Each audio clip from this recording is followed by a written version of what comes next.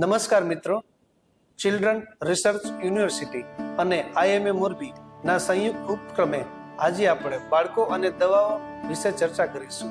હું છું ડોક્ટર ચિરાગ જેતપરિયા, ઓમ બાળકો અને ચામડીની હોસ્પિટલ મોરબી. આપણી સાથે છે બાળકોના ડોક્ટર સંદીપ મોરી, માસૂમ હોસ્પિટલ મોરબી.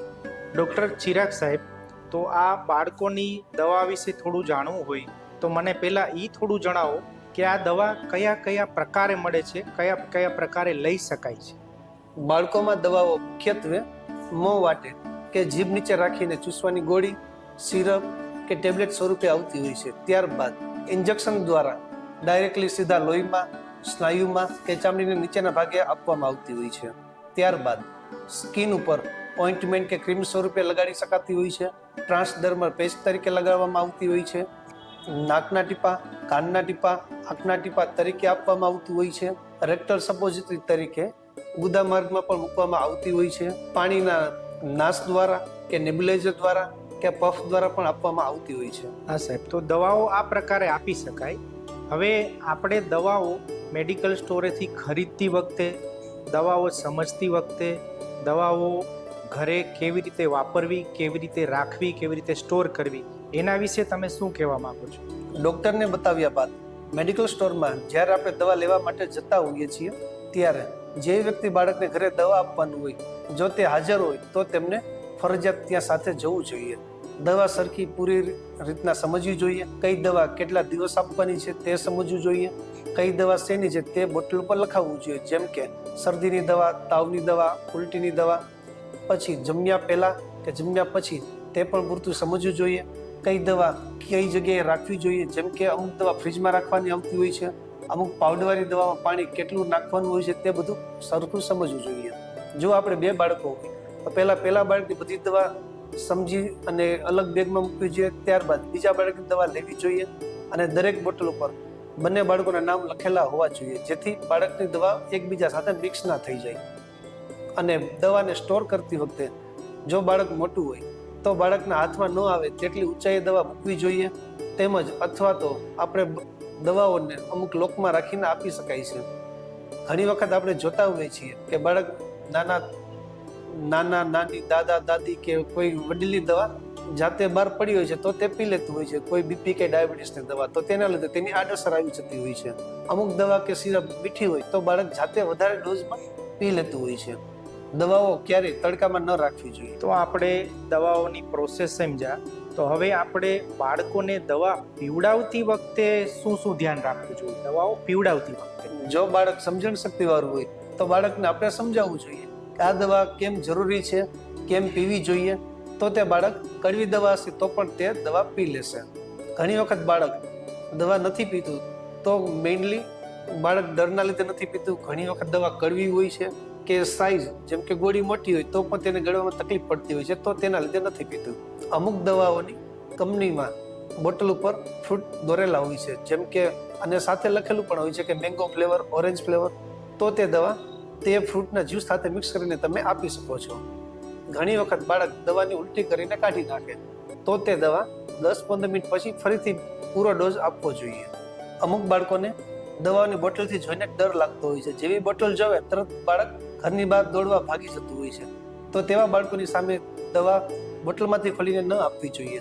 તેમને બીજા રૂમમાં બાળકને લઈ જઈ અને અલગ રૂમમાં બાળકની દવા અગાઉથી કાઢીને પછી બાળકને તે રૂમમાં લાવીને પછી દવા આપવી જોઈએ. અને ઘણી વખત દવા બાળકને રમાડતા પણ આપવી જોઈએ. કોઈ રમકડું રમાડતા પણ દવા આપણે આપી શકાય છે. આ રીતે દવા તો સાહેબ આપવાની ઘણી બધી મેથડ છે, પણ હવે છતાંય પેરેન્ટ્સનો બહુ સવાલ એવા હોય છે કે બાળક દવા પીતું જ નથી, ઉલટી કરીને કાઢી નાખે છે, કોઈ પણ સંજોગોમાં દવાથી ભાગી જાય છે, તો એને કેવી રીતે પાવી, એ કેવી રીતે મેનેજ કરવું, એના માટે શું કરી શકાય? જો બાળક દવા ના પીતું હોય તો સમજણ શક્તિવાળું હોય તો આપણે બાળકને સમજાવવું જોઈએ કે આ દવા કેમ જરૂરી છે. જો બાળક સમજણ શક્તિવાળું હોય તો આપણે બાળકને સમજાવવું જોઈએ કે આ દવા કેમ જરૂરી છે. મોટાભાગની દવા કોઈ પણ પ્રવાહી કે જ્યુસમાં કે ખોરાકમાં મિક્સ કરીને આપી શકાય છે. અમુક દવા ફરજિયાત હોય છે, જેમ કે એન્ટીબાયોટિક છે, તો તેમાં બાંધછોડ ન ચાલે. જો બાળકને દવા આપીએ અને તે બાળક તરત જ કાઢી નાખે તો 10 કે 15 મિનિટ પછી પૂરો ડોઝ ફરીથી આપવો જોઈએ. સમજણ શક્તિવાળું બાળક હોય તો આપણે થોડો ઘણો ડર પણ બતાડી શકીએ છીએ. જો તું આ દવા નહીં પી તો તને ડૉક્ટર ઇન્જેક્શન આપી શકે, તો તે બાળક તરત પી લેતું હોય છે. પણ વધારે પડતું ડરાવવું ના જોઈએ. અમુક બાળક વધારે સમજણ શક્તિવાળા હોય તો તેમની સામે બોટલ ખોલીને દવા ના આપવી જોઈએ. બીજા રૂમમાં દવા ઓલરેડી માપીને ચમચીમાં કે વાટકામાં ભરીને પછી તેમને આપવી જોઈએ. અમુક દવા બાળકોને ફોલાવી જોઈએ કે જેમ કે કોઈ આપણે જ્યુસમાં નાખતા હોય, જો બાળકની સામે નાખશું તો બાળકને ખબર પડી જશે તો તે જ્યુસ નહીં પીવે. તો આપણે બે અલગ અલગ ગ્લાસ રાખવાના, એક આપણો ગ્લાસ અને તેના ગ્લાસમાં દવા નાખી દેવાની અગાઉથી. પછી બાળકને કે જો અમે બધા લીંબુ શરબત પી છીએ, તારે પીવું છે? પછી બાળક હા પાડશે એટલે આપણે એને દવાવાળો ગ્લાસ એને આપી દેવાનો, આપણે અલગ એની સાથે પી લેવાની. આ રીતના આપણે અને રમાડતા રમાડતા પણ આપણે ફોલાવીને દવા આપી શકીએ છીએ. ઘણીવાર બધા બાળકો બધી જ દવા નથી કાઢી શકતા. અમુક દવાના જ ફોબિયા હોય છે અને અમુક દવાઓ એને ઘણીવાર આપણે કહીએ ને કે આ છોકરું અમારું સુગારવું છે તો એ દવા નથી પીતા, તો એવા સંજોગોમાં ટ્રાય કરવાની, પણ છતાંય ટ્રાય ના કરે તો ડૉક્ટરને કહેવાનું કે આ દવા, આ ફોર્મ્યુલેશન ચેન્જ કરો, બીજી કંપનીની બીજી ફ્લેવરવાળી દવા બદલીને પણ ટ્રાય કરી શકાય. બીજું મોલિક્યુલ જ ચેન્જ કરીને ટ્રાય કરી શકાય. છતાં પણ દવા નથી પીતું અને એને ઇન્ફેક્શન સિગ્નિફિકન્ટ છે તો પછી એન્ટીબાયોટિક જ દેવાની જરૂર હોય તો એન્ટીબાયોટિકના ઇન્જેક્શન આપવા ઘણીવાર જરૂરી પડતા હોય છે. બીજું કે ઘણી વખત આપણે દવા થોડા સમય પડેલી હોય તે દવા મહિના પછી પાછા આપણે આપતા હોઈએ છીએ. જો બાળકના વજનમાં ઝાઝો ફેરફાર ન થયેલો હોય તો જેમ કે ઉલટીની દવા, તાવની દવા કે પેટમાં દુખાવાની સામાન્ય દવાઓ તમે આપી શકો છો. પરંતુ દવા આપતા પહેલા દરેક બોટલની એક્સપાયરી ડેટ ફરજિયાત ચેક કરવી જોઈએ. અમુક દવાઓ હલાવીને આપવાની હોય છે તો તેને સરખી હલાવવી જોઈએ, ત્યારબાદ દવાઓ આપવી જોઈએ. બને ત્યાં સુધી ઘરમાં એક જ વ્યક્તિએ દવા આપવી જોઈએ. ઘણી વખત કેવું થતું હોય છે કે બાળકને દાદીએ દવા આપી દીધી હોય, થોડી વાર પછી મમ્મી આવી હોય, મમ્મીને ખબર નથી તો તે દવા પાછી બીજી વાર આપશે, તો આ રીતના ઓવરડોઝ પણ થતો હોય છે. એટલે ઘરના વ્યક્તિએ કન્ફર્મ કરવું છે કે મેં આ દવા આપી છે અને બીજાને પણ ઇન્ફોર્મ કરવું જોઈએ. તેમજ નાકના ટીપા, કાનના ટીપા, નેબ્યુલાઇઝર માસ્ક, આ ટાઈપની અમુક દવાઓ કે અમુક વસ્તુઓ એક બાળકને બીજા બાળક સાથે શેર ક્યારેય ના કરવી જોઈએ. કારણ કે જેમ કે નાકના ટીપા એક બાળકના નાકમાં અડી જશે, તે બીજા બાળકને વાપરશું તો તેનું ઇન્ફેક્શન તેને બીજા બાળકને પણ લાગી શકે છે. બે દવાઓ વચ્ચે 10 થી 15 મિનિટનું અંતર રાખવું જોઈએ. તેમજ જમ્યા પહેલાની કઈ દવા છે, જમ્યા પછીની કઈ દવા છે અને જમ્યા પહેલા કેટલા સમય આપવી જોઈએ તે પણ સરખી સમજણ સાથે આપવી જોઈએ.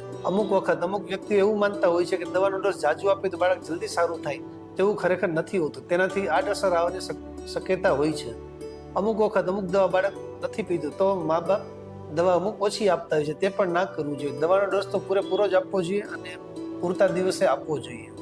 મેડિકલ સ્ટોરમાં તમે ઓટીસી પ્રકારની સામાન્ય પ્રકારની દવાઓ જાતે લઈ શકો છો, પરંતુ બાળકની તબિયત વધારે ખરાબ કે ગંભીર લાગતી હોય તો તરત જ બાળકના ડૉક્ટરની સલાહ પ્રમાણે દવા લેવી જોઈએ.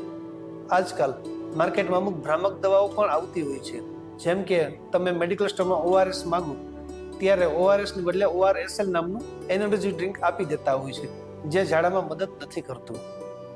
એલોપેથિક દવાઓ એલોપેથિક ડૉક્ટર પાસે, આયુર્વેદિક દવાઓ આયુર્વેદિક ડૉક્ટર પાસે, હોમિયોપેથિક દવાઓ હોમિયોપેથિક ડૉક્ટર પાસે બતાવીને જ આપવી જોઈએ.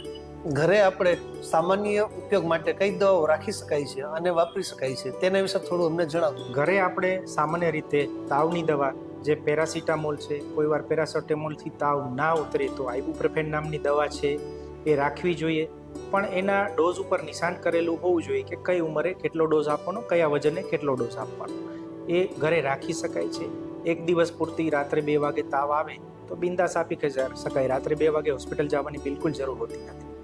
એમ 1-2 દિવસ આ દવાથી ચાલી જાય. બીજી દવા છે પેટમાં દુખે, પેટમાં વીટ આવે, ચૂક આવે તો છે એ ખાસ કરીને 1 વર્ષથી નાના, ખાસ કરીને 6 મહિનાથી નાના આ બાળકોમાં ચૂકા આવતા હોય તો એ ઘરે ટીપા રાખી શકે છે. ડૉક્ટરના પ્રિસ્ક્રિપ્શન પ્રમાણે એમાં નિશાન કરીને કીધું હોય એ પ્રમાણે લઈ શકાય છે. અને કોઈ વાર ભવિષ્યમાં પણ ચૂકા આવે તો આ દવા વાપરી શકાય છે. જનરલી 3-1 મહિના સુધી ખોલેલી સિરપ સારી રીતે સાચવેલી હોય તો બગડતી નથી, એમાંથી વાપરી શકાય છે. પણ 3 મહિના કે 6 મહિના થઈ ગયા હોય, સારી રીતે સાચવેલી ના હોય, ઉપર ઢોળાયેલું હોય, કીડી મકોડા કે જીવજંતુ આજુબાજુમાં હોય તો એ દવા ફેંકી દેવાની હોય છે. ત્રીજી દવા છે એ પેટમાં ઘણીવાર ગેસ થાય તો સેમિથિકોનના ટીપા, ડીલ ઓઇલ, ફેનિલ ઓઇલના ટીપા રાખી શકો છો. અને કોઈ વાર ગેસ થાય, મોટું બાળક હોય તો ડાયજીન નામની દવા આવે, ટેબ્લેટ ડાયજીન, જે એન્ટાસિડ છે. એસિડિટી થાય, પેટમાં ઉપરના ભાગમાં દુખાવો થાય, ગેસ થતો હોય તો એના માટે તાત્કાલિક રિલીફ આપે છે. એ મોટા ભાગે બધાના ઘરમાં હોતી હોય છે અને એ 1-2 દિવસ માટે વાપરી શકાય છે. બીજી દવા જે ઉલટી માટે ઓન્ડાનસેટ્રોન નામની દવા આવે છે, ગોળી પણ હોય છે, સિરપ પણ હોય છે. એ પણ 1-2 ઉલટી થાય તો આપી દેવાની હોય છે. પણ જો વારે વારે ઉલટી થાય અને દવા આપ્યા પછી પણ કાઢી નાખે તો પછી હોસ્પિટલે કે ક્લિનિકે બતાવવા જવાની જરૂર પડી શકે છે. એટલે આ તાવની, ઉલટીની, પેટમાં દુખવાની, ગેસની આ દવાઓ ઘરે રાખી શકો. આ ઉપરાંત નાકના ટીપા છે, જે સલાઈન નાકમાં મીઠાના પાણીના ટીપા નાખવાના હોય છે, રેડી મિક્સ મળે છે, એ પણ વાપરી શકાય છે. એ ગમે ત્યારે વાપરી શકાય. ગમે એટલી વાર શરદી થાય, નેઝલ બ્લોક થાય, નાક બંધ થઈ જાય ત્યારે વાપરી શકાય છે. એની કોઈ આડઅસર હોતી નથી. દિવસમાં ગમે એટલી વાર નાખી શકો છો.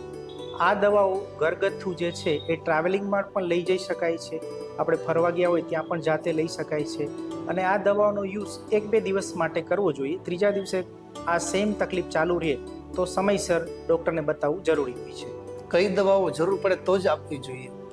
અમુક દવાઓ જે આગળ આપણે ઘરગથ્થુ વાત કરી કે આ રાખી શકાય, એ જરૂર પડે તો જ આપવી જોઈએ. હવે તાવની દવા છે તો આપણને ખબર નથી કે આ ઇન્ફેક્શનમાં આ વાયરલ ફીવર કેટલા દિવસ આવવાનો છે.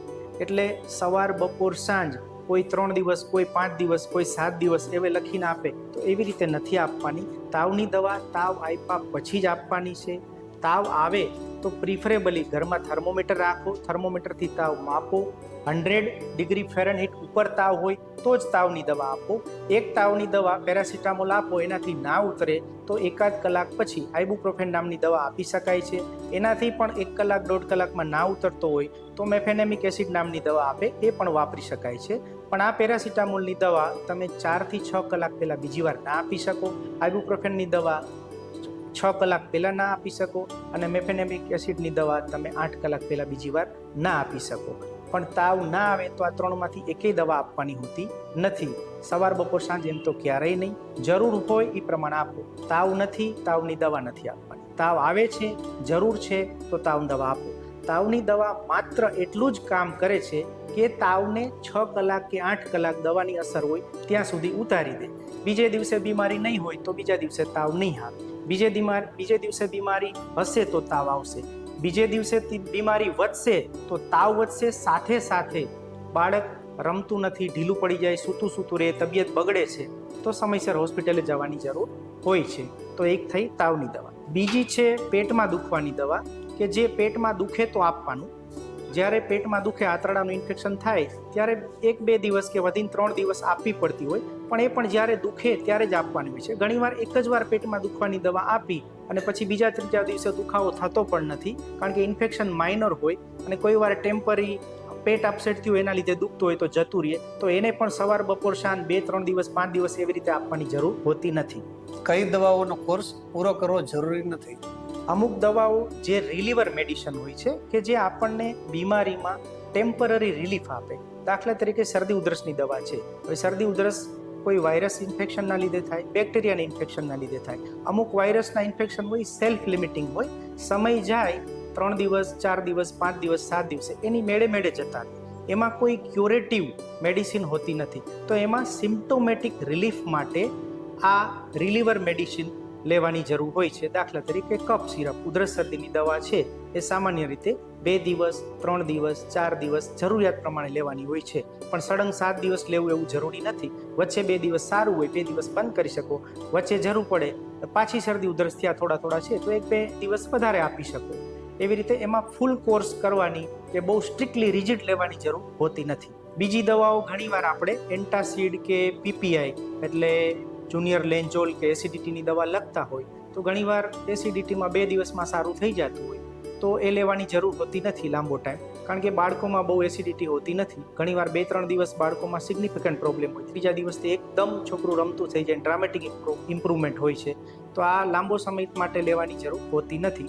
અમુક કોર્સ લખ્યો હોય કે આમાં 15-20 દિવસ કે મહિનો દિવસ આપવી, તો એવી બીમારીમાં જેને સિગ્નિફિકન્ટ એસિડિટીનો પ્રોબ્લેમ હોય એમાં લેવી જરૂરી હોય છે, પણ રૂટીન યુઝ માટે બહુ જરૂર પડતી નથી, જે એડલ્ટમાં કોમનલી વપરાય છે. બીજી દવાઓની સાથે ખાસ વપરાય છે.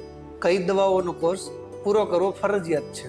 અમુક દવાઓ એવી છે કે જે ક્યુરેટિવ છે. ક્યુરેટિવ એટલે જેના લીધે ઇન્ફેક્શન કંટ્રોલ થાય છે. દાખલા તરીકે એન્ટીબાયોટિક. તો એન્ટીબાયોટિક જે ખાસ કરીને પાવડરવાળી દવા આવે, ડિસ્પર્ઝિબલ ટેબ્લેટ આવે અને કડવી ગોળી આવે, આ બધી એન્ટીબાયોટિક છે. એના કોર્સ જનરલી પૂરા કરવાના હોય છે, કારણ કે બેક્ટેરિયાના ઇન્ફેક્શન સામે કામ કરે છે, બેક્ટેરિયાને મારે છે. એટલે એને 2 દિવસમાં ઘણીવાર સારું થઈ જાય, 50-60%, 90% ઇમ્પ્રુવમેન્ટ થઈ ગયું હોય, પણ ત્યારે આ દવા બંધ કરવાની નથી. આ દવા પાછળના 4-5 દિવસ પણ પૂરી કરવાની હોય છે. નકર આ ઇન્ફેક્શન થોડા સમયમાં ફરીવાર ઉથલો મારે અને પછી બીજી વાર આ બેક્ટેરિયા સામે આ દવા કામ ના કરે તો આ બેક્ટેરિયા રેઝિસ્ટન્સ થઈ જાય છે, તો આ દવા બીજી વાર કામ નહીં કરે. અને આ એન્ટીબાયોટિક દવાઓનો કોર્સ એવી રીતે હોય છે કે એક પાવડરવાળી, ઘણીવાર આપણને 2 પાવડરવાળી દવા લખી હોય તો 1 પાવડરવાળી દવા પહેલા દિવસે બનાવવાની, પછી ફ્રીજમાં રાખવાની, બનાવી અને પછી ફ્રીજમાંથી કાઢી અને જેટલું ક્વોન્ટિટી કીધી હોય એટલી આપવાની, પછી એને ફરીથી ફ્રીજમાં સ્ટોર કરવાની.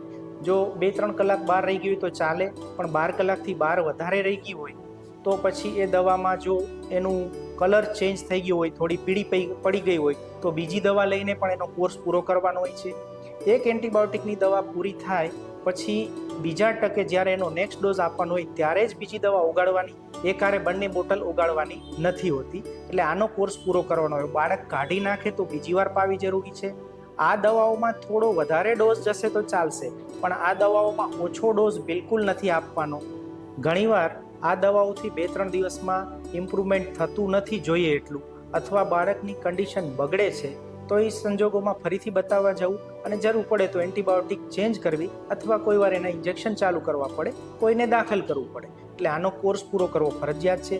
બીજી દવાઓ છે કે જે આયરન લોહ તત્વની દવા છે, એનો કોર્સ જો હિમોગ્લોબિન ઓછું હોય તો ફરજિયાત પૂરો કરવાનો છે.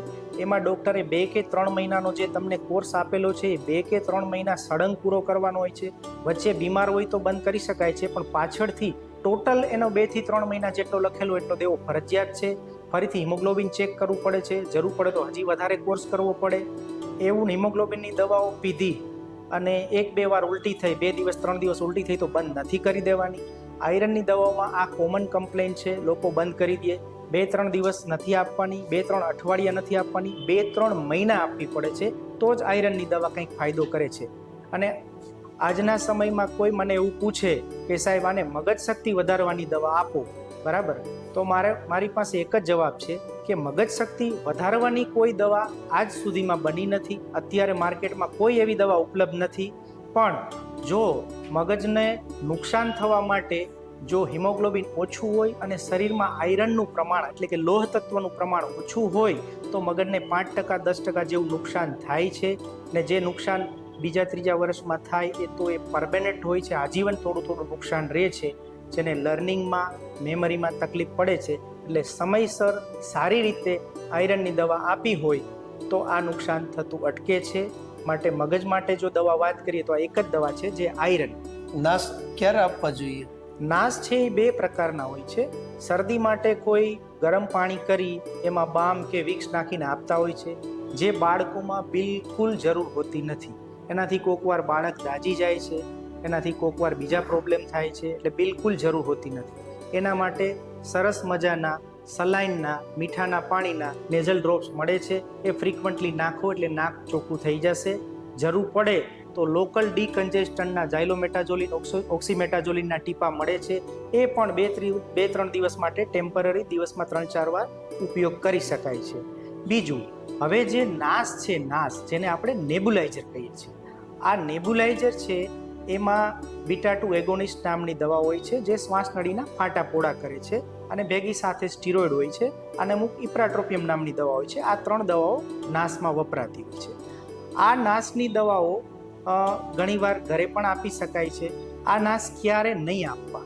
નાશની જરૂર શરદી માટે નથી, નાશની જરૂર ઉધરસ માટે છે.